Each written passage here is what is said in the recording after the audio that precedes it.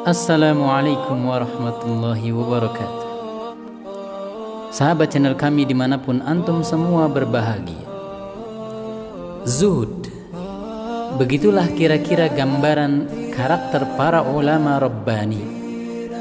Bukan hanya dalam perkara dunia, dalam urusan akhirat, dalam berfatwa pun mereka tidak tamak, tidak terburu-buru berceloteh agar terlihat alim.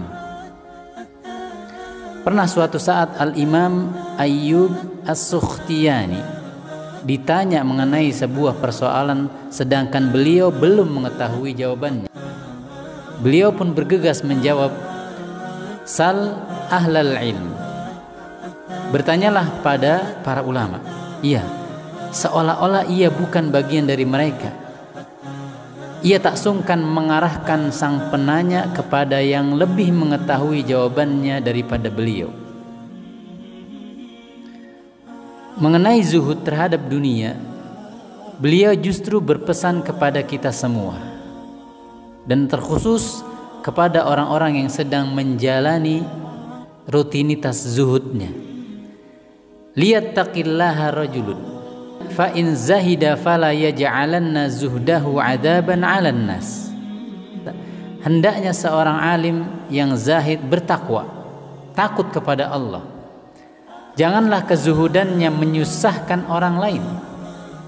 Maksudnya, jika Anda adalah seorang alim yang zahid, yang diteladani, maka jangan Anda tampakkan kezuhudan Anda sedangkan orang lain tidak mampu menirunya, agar mereka tidak kepayahan, kesusahan berupaya meniru Anda. Hamad Ibn Zaid berkisah, kami pernah melihat beliau duduk di atas permadani yang kelihatannya mewah, berwarna merah. Lalu saat beliau sedang keluar rumah, kami singkap permadani tersebut dan ternyata, Allahu Akbar, aslinya beliau duduk di atas kain wol yang tebal lagi kasar serta kusam.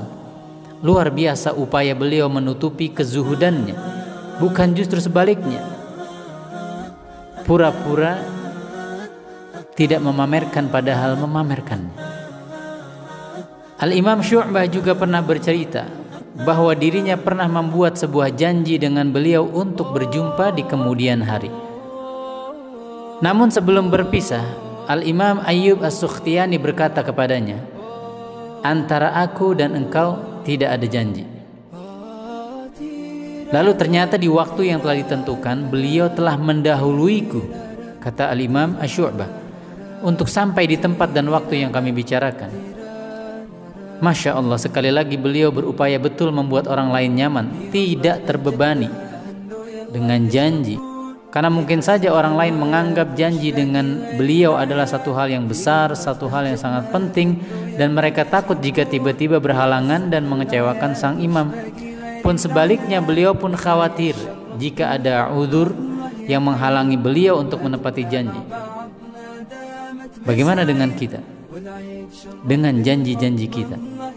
Ini semua bukti keberhasilan para sahabat mendidik generasi tabi'in, sebagaimana Nabi berhasil mendidik para sahabatnya. Sahabat yang mulia Ibnu Mas'ud pernah berwasiat kepada para tabi'in, "La antum aktsaru amalan min ashabi Rasulillah, walakinnahum khairun minkum. Kanu azhadan nas fid dunya wa arghaba fil akhirah." Kalian mungkin saja memiliki lebih banyak amal saleh daripada para sahabat Nabi, namun tetap saja mereka lebih baik. Kenapa? Yang demikian karena mereka lebih zuhud terhadap dunia dan lebih berminat cinta terhadap akhirat daripada kalian. Allahu Akbar. Para sahabat lebih dulu dan lebih kuat amalan hati dan imannya, lebih mencintai Allah dan Rasulnya. Oleh karena itu bisa saja mereka mendahului orang lain yang banyak amalan badannya dengan amalan hati mereka. Anas ibn Malik juga pernah berujar sesaat setelah memakamkan Nabi, "Ma nafadna aidina min dafni Rasulillah hatta ankarna kulubuna."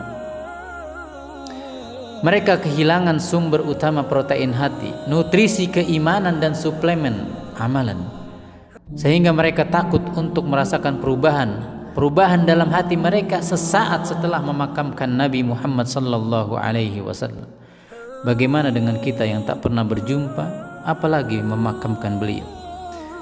Beliau juga sangat zuhud terhadap kekuasaan dan para pemegangnya, dan itu dibuktikan sebagaimana yang dinukil oleh Hamad ibn Zaid. Beliau mengatakan bahwa Al-Imam Ayyub Sukhtiani pernah punya teman dekat bernama Yazid ibn Al-Walid, dan saat Yazid didapuk sebagai gubernur, pemimpin, beliau segera berdoa dalam kesungguhan, Allahumma ansihi dzikri, wahai Allah yang membolak-balikan hati, buatlah ia terlupa untuk selamanya dari mengingatku.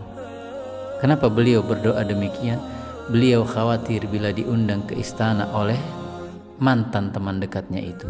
Ia takut pertemanannya dengan penguasa merusak keikhlasan dan keimanannya. Bagaimana dengan manusia? Bagaimana dengan kita di zaman ini yang justru mencari-cari kedekatan dengan penguasa? Wal iyadu billah. Barakallahu fikum. Assalamualaikum warahmatullahi wabarakatuh.